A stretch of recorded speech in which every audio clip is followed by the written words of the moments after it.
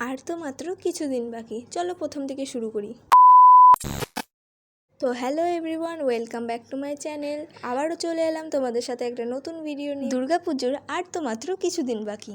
তো সব জায়গার মতো আমাদের এখানেও বেশ তোড়জোড় চলছে। আমাদের এখানে শীতলা মায়ের মন্দিরের পাশেই জায়গাটায় পুজো হয়।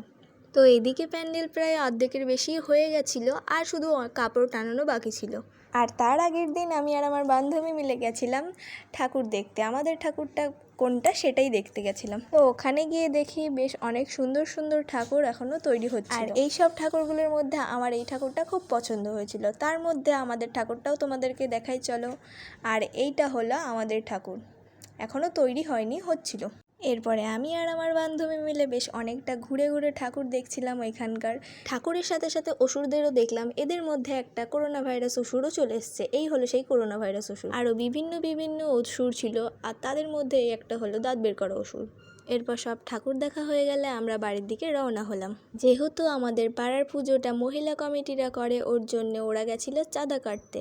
তো সব কাকিমারা চাঁদা মাদা কেটে চলে এসছে, আর এখন এখানে বসে সব হিসাব ঠিক করছিল। তো আজকের মতো এত দূরই। ভিডিওটি ভালো লাগলে লাইক কমেন্ট ফলো করে দিয়ে যাবেন। বাই।